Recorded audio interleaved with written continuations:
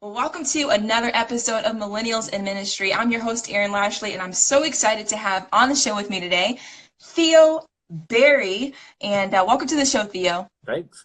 I'm a Yeah. fan. I am genuinely a fan. So it's awesome for me to even be on this podcast. So thank you. Cool. Cool. You know what? I came across your feed, actually. I think we're mutual friends with Dear Young Preacher. I don't know Yes. if you... Yeah, Yes, that's a great okay. friend of mine. Yeah, Good he's to great. know. And so I saw you and then I saw what you were doing. I saw the great YouTube channel that you and your fiance do, which I hope that you talk a little bit about that. Yeah. And just thought that you'd be great to connect with. So the first question I want to ask you is, a lot of my friends want to know, usually when there's a couple, how did you guys meet? And Okay. what's the story behind that? Like, how did you pop the question? And how Yeah. did you guys start your YouTube channel? Tell us about Um. you a little bit. Yeah. So I have known Yezo since we were 9. We were 9 years old. In Wow. elementary school. In the Get fourth grade out. together. Yeah. Okay. So she didn't know me. I knew her. And this is a very true story. So I would run home every single day and talk to my Uh-huh. grandmother. And me and my grandmother, we had a great bond. So I would Yeah. talk to her, and I would tell her about this girl. She'd be like, "You want to talk to her?" And I'm like, "Nah, she wouldn't want a guy like me." And so I never talked to her. Never talked to her at all. Wow. We went to middle school together. Never Hmm. spoke to her. We went to two different high schools. And then freshman year of college, I think I followed her on Snapchat, and Really? then we started talking, and here we are. And so, yeah, Wow. so we started a relationship, Yeah, and it matched up what we wanted to do. I that's think we cool. probably had the most coming together moment when she started talking to me, telling me what she wanted to do, and I told her what I wanted to do. And it's tough because me wanting to be a preacher, not every female is going to Sure. hop on board with it. I So know. she hopped on board with it, and so it became easy, and our relationship That's has been easy. But how I popped the question in, she probably could tell the story better, way more romantic than I could, because I think it's just a normal thing. uh But so my brother is a photographer, and so we okay. planned a photo shoot, but he kept like postponing it, Uh, and I'm like, yeah, I really can't wait to pop this, but like I want to get married to this woman. So right. one night I transformed our apartment into like a restaurant, and I moved the table. I transformed the entire apartment, and Yeah. so I created a menu and everything. It wasn't really a menu; it was one option. But Yeah.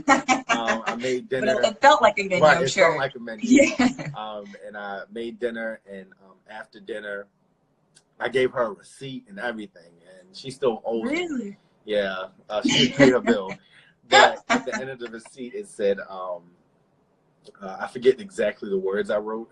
I know it said, "I love you, want to spend the rest of my life with you," and it's ended with "turn around." And when she turned around, I proposed. So, Wow. it was That's pretty really cool. creative, man. That's Yeah, cool. yeah, yeah. The photo shoot was supposed to be the way it was going to go, but I couldn't wait Okay. for as long as he was taken with it. So, Yeah, well, yeah, she has the rest of her life to pay off that bill yeah, too, so she you got does. her.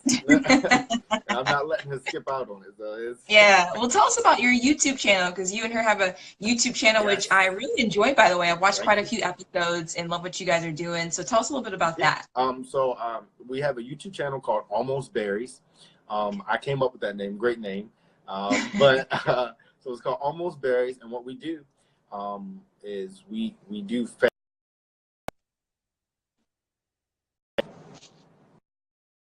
Sorry. That's okay. It's myself, it's Yazel, and our 2 dogs. And Okay. so it's like a family. And it really, what we try to do is show that it's okay to be young and a Christian couple Mm, and do the things we do. We have so much fun, but we love God. And every Monday I post a short sermon, very between 10 cool. to 12 minutes. Yazel Yeah. does devotionals, and I get special guests if I can to come, give a short sermon or whatnot. It's just to inspire people. And we don't do the other YouTube channel things like the pranks. I don't believe in doing. We don't prank each other on the regular. One thing Okay. that we've made certain is that we stay true to us, and to show that we love God and are young people who can do it. So Yeah, that's what our I YouTube channel love is that. about. I love it. I love it. That's Thank you. great. And congratulations, by the way, on being engaged. I wish you guys all the best for Thank you. sure. Thank you. You're welcome. You're welcome. So, next question I have for you is just like you said, it's not everybody wants to be a pastor, Yeah. but that's something that's definitely deep in your heart and in your family's heart as you guys grow into a family. So, how did you get into that? Where did that desire come from? I've always wanted to be two things, and it was a singer and a pastor. And Hmm. I've wanted that since kindergarten. And once when I hit puberty, my voice got deeper and singing went out the window. But as a kid, I would always preach. I would, me and my cousins, we would play church, and I was always the one Okay. preaching, and I would come up with these sermons and not knowing that they actually made sense. Yeah. And I would come up with them, and I loved being around pastors. I loved being in discussion with it, and Wow. so growing up, that's what I wanted to be. Now, being a teenager, I had the rebellion stage. I think a lot of us have, Yeah. but I came back to it, and then around a couple years ago, my pastor, he made me the youth leader of my church, and Very cool. I never thought I would be preaching though. And then a couple weeks after he made me the youth leader, he says, "You know what? You're going to preach on Sunday," and he goes, it's nothing big, just at least 25 minutes. I'm like, okay, nothing big, 25 That minutes. seems like a lifetime. Right. And he's like, it's your Sunday. Nobody else is preaching. Nobody else is. I'm like, Wow. wow. And so I did it. And the moment I did it, I fell in love with doing it. And Wow. so I've been doing it since. I love preaching. I would go places and anybody who asks me to Yeah. preach, whether I don't look, I don't look for money doing it. I don't look for recognition. I just love doing it. Yeah. And I think that's why Yezel has understood it's real, and that Hmm. I just have a passion for doing it. So Yeah. yeah, and I just grew into it, and I'm still growing into it as well. That's super cool. Yeah. So you have a really cool story about your grandmother and how you grew up and being adopted. I know your grandmother had something to do with you even wanting to be a pastor. Yes. And tell us a little bit about that because you have a very powerful story Yeah. on the power of love. Tell us about that. Yeah, so my parents, my biological parents, they were drug addicts, and so me and my brothers, we grew up in Philadelphia. Well, born in Philadelphia, Okay. and my parents were drug addicts, and we had a situation where the house burned down and everything like that. So Child Protective Services took us away. And so that's where my grandmother come in play. She's not really my grandmother, but we Hmm. called her my grandmother. She was 64 years old when she Wow. took me at the age of 3, along with Wow. my other brother as well. And then her daughter took my other 2 brothers as well. So we all stayed Wow. close. So, which was amazing, by the way. Yeah, it's a miracle in Yeah. itself. She was going to take all 4 of us, but Hmm. her daughter wouldn't let her do that. So they took 2. Yeah. My grandmother took 2. And so, Wow. excuse me. And so, with that happening, a 64-year-old raising a 3-year-old, she had to go back to work. She was Wow. retired. She had to go back to work, and she would take. And I had complications as a kid.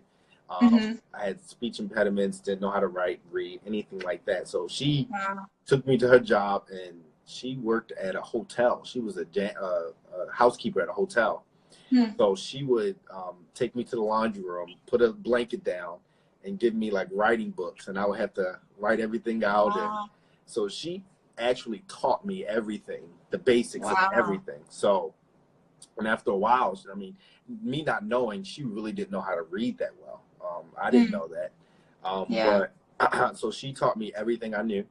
And so, growing up, it was kind of difficult because everybody else has their parents around, and the I was a football player, so senior day in high school, Hmm. people are walking out with their parents with the rolls and everything like Yeah. that. And my grandmother really, she didn't like football, so she wasn't really at my football games or anything like that. But Yeah. so it was kind of difficult. It was kind of hard to forgive my parents or really Yeah. understand them. But I did. The first time I can remember meeting my mother was I was 17. Wow. And she moved from Philadelphia to Baltimore. and she came to our Christmas. My grandmother invited her to Christmas dinner. Mm-hmm. And so that was my first time meeting her, was on a Christmas day. Wow. And I've said all of 3 words to her that day. Hmm. I can admit to it. I said all of Yeah, 3 words to her.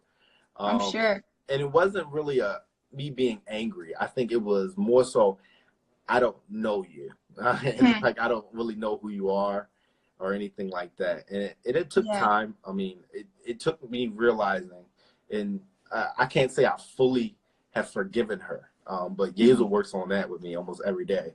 That's But it's to the point good. where I'm at the point where I understand. And then it comes, you know, I turned 18, and they handed me over my files of everything they Hmm. had in child protective services, and I see, Yeah. and honestly, I thank my mother, because it turns out my mother was raised by the woman who raised me. So, and Wow. it was my mother who actually recommended the child protective services to give her a call. Um, Hmm. so it's to her, I thank her, because my grandmother raised me. If I Right. hope I didn't confuse anybody, but No, I got yeah, you. I and follow. so I honestly, I can thank her and I can understand her, but I'm still working on forgiveness. Forgiveness is never Sure. easy, and I'm learning that it's never Yeah. easy, because there's a lot of things I feel like I was deprived of because I didn't have parents. Yeah. Um, but And I was gonna ask you that, like, yeah, was there any, like, growing up, did you feel like you were at a disadvantage, and then how did you work yeah. through that Um, as a youngster? a disadvantage, I wouldn't say a disadvantage, because whatever I felt not alone is in the sense I didn't have like my parents. I think my Yeah. grandmother, she would love me that much more, and Hmm. she showed me that you really don't need your parents. And one thing she always taught me and my brothers is we have to use it as motivation. And Yeah. some people will use it as motivation in the wrong sense. Hmm. But I've used it as motivation to the point where when I do have a family, I'm not going to do that same thing. Yeah. And so you got to kind of break the curse along the line.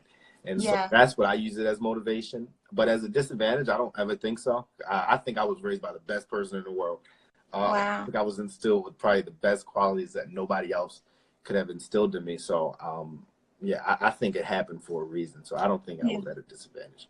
That's really cool. And that's a great perspective to have, Yeah, because I think there's people that maybe either have gone through similar situations as you, or worse, and they carry a chip on their shoulder and it right. keeps them from doing a lot, but when you have that type of perspective that you have, and I love that you talk about your grandmother, because anyone who knows me for a little bit of time knows that I was very inspired by my grandmother as well, Yeah, as far as just a heart for ministry. And she's just great, so it's just so cool to hear about your yeah, grandmother, because the how you treat your family members like lives beyond their lifetime. right. My grandmother has since passed, but I talk about her all the time. Like, she's more well known, I feel like, today than she was when she was living, Exactly. Yeah, Isn't it funny how that happens? yeah. But I want to ask you this too, because you told me that your favorite topic to talk about is the power of Yes. love. Now, why would you say that, and speak about that topic a little bit for us? I feel like we are in a world at this moment in time where it's so much division, and everybody, instead of trying to heal it, we try to show more contrast between the two Yeah. people. And so, and it was the way I mean, I was raised in a household where not everybody was the same. Not Hmm. everybody could have the same exact beliefs. Or I was raised in a household where we thought for ourselves. It wasn't this is the way to think. No, I mean, we're going Yeah. to love you with whatever decision you make. We're going to stand Yeah. behind you and we're going to love you. And I feel Hmm. like we're in a world right now where we don't have any of that. That is Hmm. completely gone. And Yeah. there's a lack of compassion, a lack of empathy, um, and there's a higher sense of ignorance. And no one wants to listen to the other person or show the other person some love. And Hmm. and even in the church, and it concerns me that we have shifted away from love. And so Hmm. I love talking about the power of love, because I feel like Hmm. love can heal anything. Love can heal any Hmm. division. Um, and and I will bring it back to my relationship with Yezel. We can get in an argument, but the foundation is the fact that we love each other, right? Hmm. So if you have that love foundation, it's always going to heal anything you're going through. Hmm. And so we can't break that foundation. Right. So Right. if my foundation in a relationship with you is love, then not even just a relational type love, but just I love you as a human being. I love you because Yeah. God created you the same way he made me. Right. So Right. I love you because you're a work of God. So Yeah. if we can go into a situation thinking that, then I think we'll Hmm. get a lot more done. We'll move the agenda of God a lot more than the way Yeah. we are at this moment in time. But there are some people who are moving the agenda with love. Hmm. But I just think it Hmm. needs to be more of us. So that's why I love speaking on love, because I feel like Yeah. it's an infection. If I show you that we can conquer this with love, I feel like you're going to go into your next situation and conquer your situation with love as well. So Yeah. I love I that. love speaking on it. One thing I think about the power of love, like I love what you're talking about, love. I keep saying love, like how many times can I say love, Right. right? How many But times can we say it? uh, It's the concept. but one thing I constantly think about when it comes to love is the verse that says, "And they will know that you are my disciples because of your love for one another." And what's interesting, even when it comes to the world today, and like you said, there's a lack of empathy, there's a lack of compassion. Everyone has a very strong opinion about things, and we're all entitled to an opinion. Like God created us individually because we think very different, and I think that there's beauty behind that.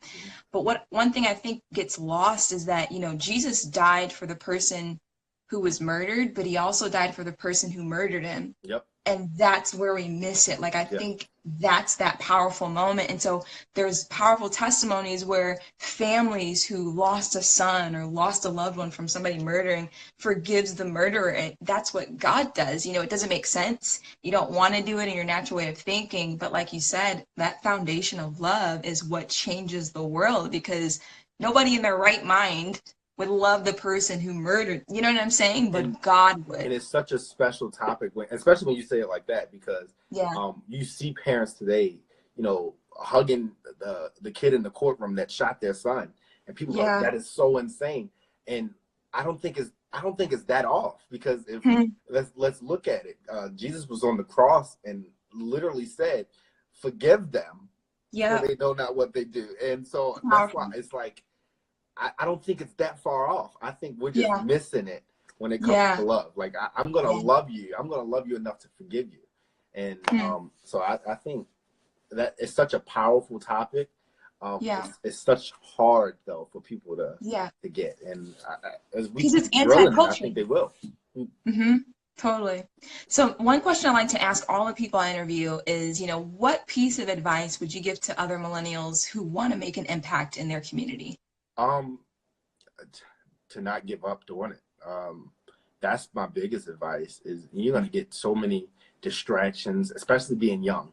There's gonna be so many Yeah. distractions. There's gonna be people who think you're crazy for going down that path. There's gonna be people who would rather make fun of you for going down that path. There's gonna be people who want to say, "Man, that's not making no money. This will make some money." Yeah. But it's more important, in my opinion, to stick with it and to have faith in it. And that's what I would pass on to the next person, is to just Yeah. stick with it, because it's worth it in the end. That's good. Yeah. That's good. Well, if anybody wants to follow you, stay in touch with you, subscribe to you and Yes. Yazel's uh, YouTube channel, what's the best way to stay in touch with you guys? Stay in touch with us. Well, you can follow me on Instagram at theoberry_. My fiance is yazel.nicole on Instagram, and you can find us on YouTube at Almost Berries. Please subscribe. We have some Yes. great stuff coming up too, so please subscribe. Yes, good, awesome. Well, thank you so much for joining us on Thanks for having another me. episode of Millennials in Ministry. You did great. I love the topic, love the insight you gave. Appreciate you, and we'll Appreciate you talk as to you well. again next time. Thank you. Everybody have a good one. Stay blessed.